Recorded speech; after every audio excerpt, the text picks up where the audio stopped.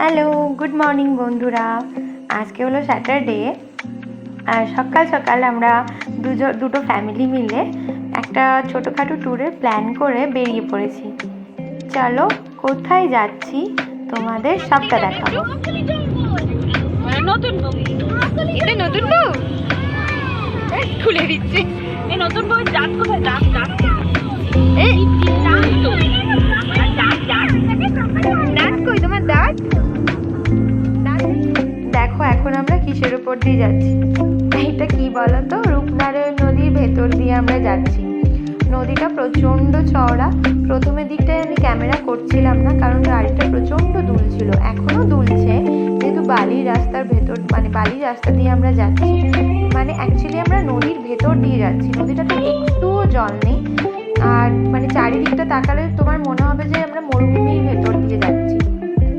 শুরুর দিকটা তো আমি ক্যামেরা করিনি, এটা শেষের দিকটা দেখে মনে হচ্ছে নদীটা এবার শেষ হয়ে এসেছে। তো এখানে একটু জায়গায় জায়গায় অল্প অল্প জল আছে, কিন্তু ভিউটা অসাধারণ ছিল, জাস্ট অসাধারণ ছিল। যাই হোক, আমরা এতটাই ভয় পেয়ে গেছিলাম, আমরা ভাবছিলাম যে গুগল আমাদের ভুল রাস্তায় নিয়ে চলে আসলো না তো। কাউকে যে একজনকে জিজ্ঞাসা করবো, রাস্তাটা এতটাই নির্জন ছিল, একটা জনপ্রাণী ছিল না যে জিজ্ঞাসা করবো যে এই রাস্তা দিয়ে সত্যি সত্যি গাড়ি চলাচল হয় কি। একটাও লোক ছিল না। সামনে ওই যে দাদা এগিয়ে যাচ্ছে, আর পেছনে আমি ক্যামেরা করব বলে নতুন এক্সপিরিয়েন্সের জন্য যাচ্ছিলাম। তো পাশের সাঁকোটাতে সুতনু গাড়ি তুলতে খুব ভয় পাচ্ছিল, যেহেতু গাড়িটা ওভারলোড ছিল, মানে আমরা সবাই ছিলাম গাড়ির ভেতরে, বাচ্চারা ছিল সবাই। যাই হোক, আমরা জয় শ্রীরাম বলে গাড়িটা সাঁকোর ওপর তুললো। যাই হোক, খুব অ্যাডভেঞ্চারাস জার্নি ছিল আমাদের এটা। চলো বাকি গল্পটাও তোমাদের সাথে শেয়ার করব, ভিডিওটি দেখতে থাকো। এই মাত্র আমরা হোটেলে পৌঁছালাম, অনেক হোটেল খোঁজাখুঁজির পরে তারপরে আমরা ফাইনালি এই হোটেলটায় এসে পৌঁছলাম। তো আজকে যেহেতু স্যাটারডে সানডেতে তো প্রচণ্ড ভিড় হয়। হ্যাঁ বাবা, হলো কি করবে এটা? চুল আঁচড়াবে? এই তো আসলে এসেই চুল আঁচড়াবে।